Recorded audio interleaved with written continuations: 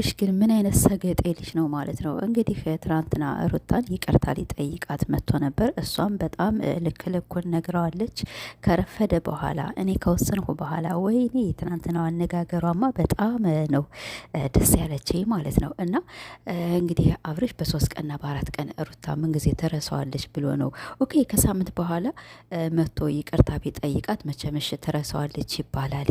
አሁን በ3 ቀን በቀደምነት ከአልጋ ላይ ተገኝተው እንደዚያ ብለው መልሳ ይቅርታ የምትጠይቀው ይመስለዋል እንዴ? መጥቶ ይቅርታ የሚጠይቃት በጣም ሰገጤ ነው ማለት ነው። ወይስ ሩታ እንደምትወደው እንደምታፈቅረው ልቧ ስስ እንደሆነ ስለሚያውቅ ነው? ቲክቶክ ላይ እንዳያቸዋቸው በጣም ነው በቃ እንዳልተጣለ ሰው ነው የሆነ አክት የሚያደርጉ። ዩቱብ ላይ ደግሞ እንግዲህ ሲመጡ እንደምታዩቸው የሚናገሩት እንትን በጣም ነው የሚገርምና አብርሽ ደግሞ እንግዲህ አንተ ለሄርሜላ በጣም እያጨበጨብ ከሄርሜላ ጋር ቄጥ በቄጥ እየሄድህ እና ልጅቷን መጀመሪያ እኮ አንተ ይቅርታ መጠየቅ ያለብህ ከሄርሜላ ጋር ያለህን አቋም ሙሉ ለሙሉ ካቋረጥክ በኋላ እስቲ እንዲሁ ተመልሷል ብላ ልትመለስልን ትችላለች። አንተ መልሰህ ይቅርታ ናፍቀሽኛል፣ እርቦሻል፣ ጠጥተሻል፣ በልተሻል፣ አምሮብሻል፣ ጠግበሻል። እንዴ ምን አይነት አማርኛ ነው አንተ የምታወራ ማለት ነው? ትንሽ ሩታንስ እንዲሁ ኦኬ አትፈራት። እንዲሁ ህዝቡ ምን ይለኛል አትልም እንዴ? በቀደም ለሄርሜላ ስታግዝላት ነበረ አይደለም? መልሳህ ደግሞ ከሄርሜላ ጋር ያው ቲክቶክ ላይ እየጨፈራችሁ መታችኋልኝ፣ በቲክቶክ ማለት ነው። እንደገና መልሰህ ደግሞ እሷን ይቅርታ ስትጠይቃት ትንሽ አታፍርም? እንዲሁ ትንሽ ስቅጠጥ አይለህም? እንደገና ኦዲየንስስ ምን ይለኛል? ግን ከሳምንትና ከ2 ሳምንት በኋላ ከሄርሜላ ጋር ያለውን ነገር ሁሉን ነገር አቆመህ ይቅርታ ብትጠይቃት ኦኬ፣ እኛም ሩታዬ ይቅርታ ጠይቂው ይሄ ልጅ የተመለሰ ይመስለዋልኝ ብለን እኛም ልናግዝህ እንችላለን። አንተ እኮ 3 ቀንና 1 ቀን ሳታድር እኮ ነው። እንደገና ደግሞ የምታወረውን አማርኛ ደግሞ እያወክ ማውራት አለብህ ማለት ነው። ልጅቷን በቃ እየመጣህ አትስበሯት፣ ደክሟታልኝ። አሁን በጣም ደክሟታል። ትናንትና አያቸዋት አይደል? ልትናገር እራሱ በጣም ነው ቃላት ያጣት የሆነ በቃ ትንፋሽ ያጠራት ነው የሚመስል። ቁጭ በይ ደክሞሻል። ኦኬ አንተ ካዘንህላት መጀመሪያ ወንበር አዘጋጅታ አትጠብቅም ነበር ከድንጋይ ላይ የምታስቀምጣት እና ሄርሜላ ደግሞ እባክሽ ከህይወት ግን ሩታ ጀግና ብትሆኝ እኮ እንዲሁ ለፖሊስ ብታስይዣት ምን አለ ማለት ነው። አንቺ እኮ እንዲሁ ስራ ሆኖ ነው እንጂ ስራ ባይሆን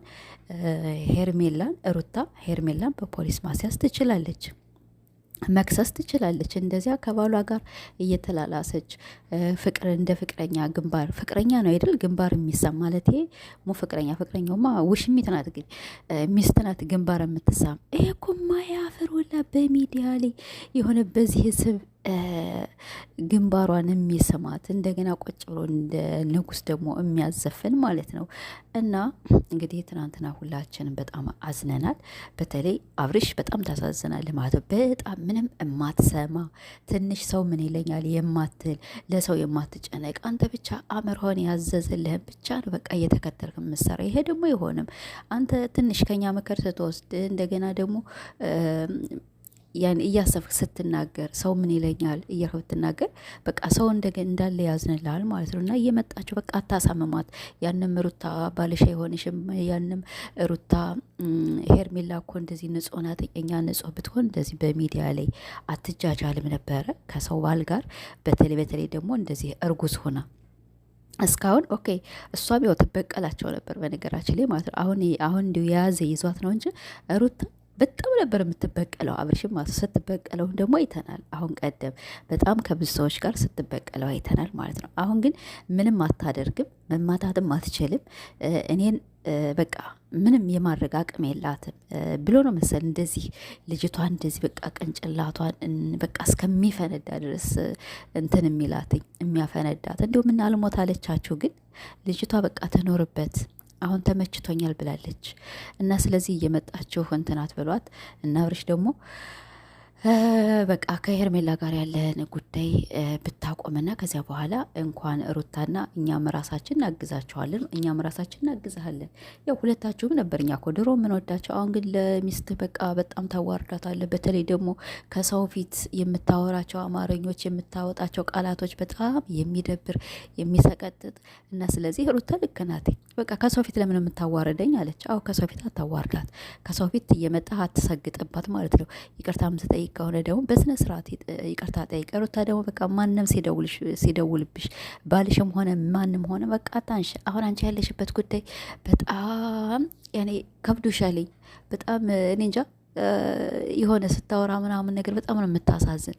እና ራሽን ጠብቂ፣ ትሪትመንት አድርጊ ነው የምንልሽ የኛ ቆንጆ፣ የኛ ልዕልት፣ የዩቱብ ድምቀት፣ የኛ ድምቀት ቤተሰቦች።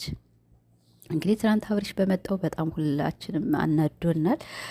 እና ሰብስክራይብና ላይክ እያደርጋችሁ እኛንም አበረታቱን። እስቲ እንግዲህ ደግሞ ቀጣይ ምን እንደሚፈጠር አብረን የምናይ ይሆናል። መቼም ዘንድሮ እኛን ሳይገሉን ወይም እኛን ሳያሳብዱ እነሱ ምንም እንትን አይሉም ማለት ነው። እና አብርሽ ያው ለሚስትህ ክብር ስጥ።